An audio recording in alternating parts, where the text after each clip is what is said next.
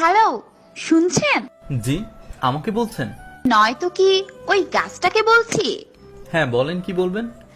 আপনি এই কলেজে নতুন?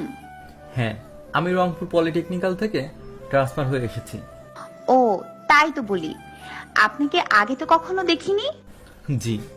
এত জিজি করছেন কেন? বলুন। আপনি কোন সেমিস্টারে? পঞ্চম, তাই না? হ্যাঁ, আপনি? আমিও। ও আচ্ছা। আপনার নামটা কি? জি, আমার নাম রানা। ও, কমন নেম। হয়তো। আমার নাম শুনবেন না? ও হ্যাঁ, বলেন। আমার নাম অনুপমা। অনেক সুন্দর। শুধু নামটা সুন্দর, আমি সুন্দর না? হ্যাঁ, আপনিও অনেক সুন্দর। শুধু সুন্দর? উফ, আপনি একটা বোরিং। ঠিক বলেছেন। কয়েকদিন যাবত খেয়াল করছি আপনি কলেজে শুধু একটা শার্ট পরে আসেন, কেন? জি, আমার আর কোনো শার্ট নেই।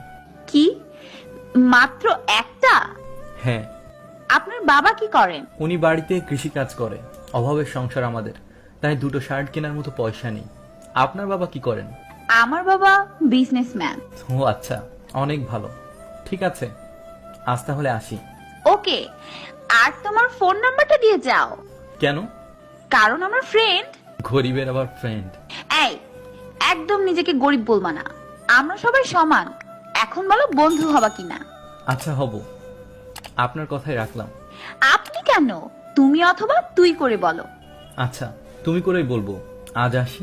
এত তাড়া কেন, কিসের এত কাজ? আমার টিউশনের সময় হয়ে গেছে। তুমি টিউশনিও করাও? হ্যাঁ, একটা না, দুইটা।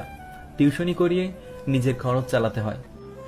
আচ্ছা যাও, তাহলে রাতে ফোন দিব। ছেলেটার নাম রানা, অত্যন্ত গরিব ঘরের এক ছেলে। ছেলেটি তেমন কারোর সাথে মিশে না, গরিব বলে। কেউ তেমন ওর সাথেও মিশতে চায় না, তাই সে সব সময় একা একা চলতেই পছন্দ করে। কলেজে ছেলেটি প্রতিদিন একটা শার্ট পরে আসতো। অনুপমা সেটি প্রতিদিন খেয়াল করেছে। ও হ্যাঁ, মেয়েটির পরিচয় দিই। মেয়েটির নাম অনুপমা। বড়লোক বাবার মেয়ে। অনুপমা দেখতে বেশ ভালোই, যে কেউ ওর প্রেমে পড়ে যাবে। অনুপমা খেয়াল করতো রানা তেমন কারোর সাথে মেশে না, আর মেয়েদের থেকে তো একদমই দূরে থাকে। তাই ওর প্রতি একটু জানার আগ্রহ জাগলো। তারপর রাতে ফোন দিল রানাকে। হ্যালো, কে বলছেন? পেতনি। মানে কি? হ্যালো, কে বলছেন? পেতনি। মানে কি? কি বলছেন এসব? ভয় পাইছো বুঝি? আপনার পরিচয়টা দিবেন নাকি ফোন কেটে দিব? ওরে বাপ্পা, এত ভাব! আরে আমি, আমিটা কে? যার সাথে কলেজে কথা বললাম, মনে নেই? না, কে? আরে আমি, অনুপমা। ও হ্যাঁ, চিনতে পেরেছি। গুড, কি করো? কিছু না, শুয়ে আছি। তুমি? এই তো ডিনার করে টিভি দেখছি আর তোমার সাথে কথা বলছি। তুমি ডিনার করেছো?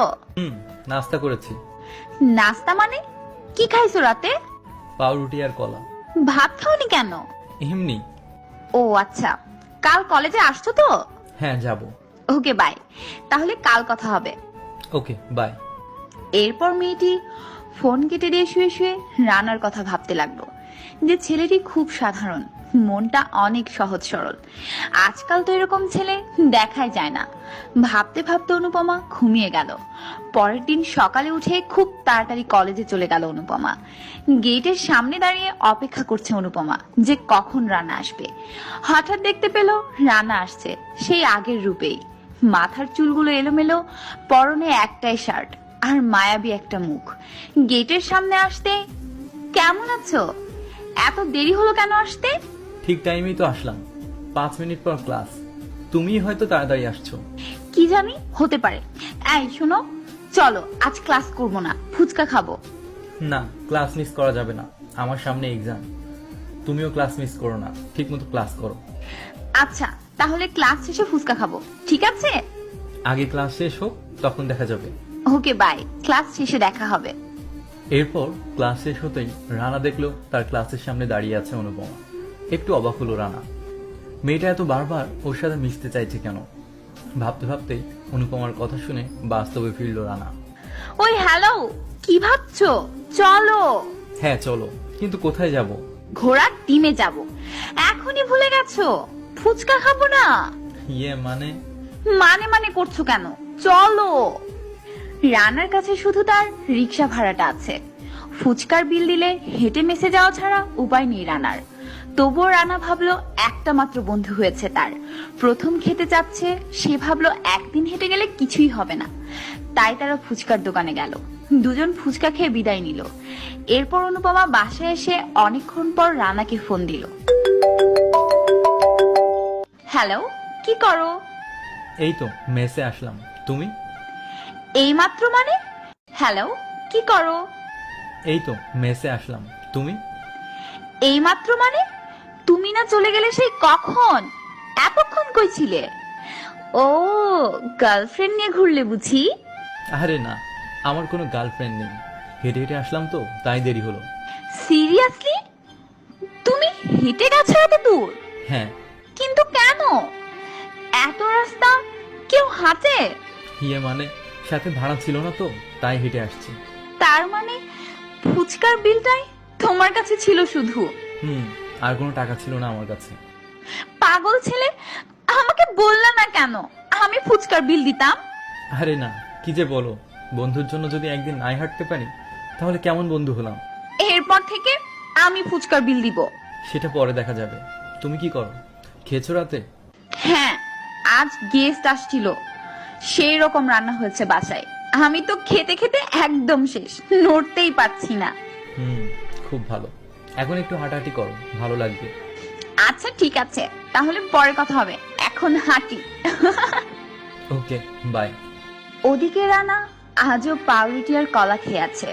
রানা শুধু একবেলা খায়, সেটা দুপুরে, কারণ মেসের 3 বেলা মিল চালানোর মতো সামর্থ্য তার নেই।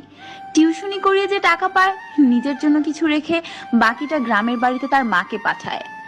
এদিকে মেসের খালাটা অনেক ভালো, মাঝে মাঝে নিজে থেকে সকালে তার জন্য একটু ভাত আর আলু ভর্তা দিয়ে যায়, কিন্তু রাতে কখনো না খেয়ে বা কখনো শুধু একটা পাউরুটি আর কলা খেয়ে থাকতে হয়। তবুও রানা আল্লাহর কাছে শুকরিয়া করে, সে এতেই অনেক সন্তুষ্ট। রানা আর অনুপমা আস্তে আস্তে ভালো বন্ধু হয়ে যায়। এভাবেই চলতে থাকে। একদিন রাতে আবারও অনুপমার ফোন। হ্যালো, কি করো? এই তো নামাজ পড়ে একটু বই পড়ছিলাম, তুমি? এই তো শুয়ে আছি। রাতে খাইছো? কি খাইছো? পাউরুটি আর কলা। আচ্ছা, আমি যেদিনই জিজ্ঞেস করি তুমি কি খাইছো, শুধু এটাই বলো, রাতে ভাত খাও না কেন? এমনি, রাতে মিল হয় না আমার, তাই। মিল হয় না কেন? এমনি, মোটা হয়ে যাচ্ছি তো, তাই রাতে খাই না। ও, কিন্তু তুমি তো দিন দিন অনেক শুকিয়ে যাচ্ছ, ঠিক মতো খাওয়া দাওয়া করো না। আরে না, কই শুকাইছি, বাদ দাও তো এসব কথা। আচ্ছা শোনো, একটা কথা বলতে চাই। হ্যাঁ বলো। তার আগে বলো, না করবা না? কি, আগে তো বলো। আমি তোমাকে ভালোবেসে ফেলেছি। আমি কিচ্ছু চাই না, শুধু তোমাকে চাই।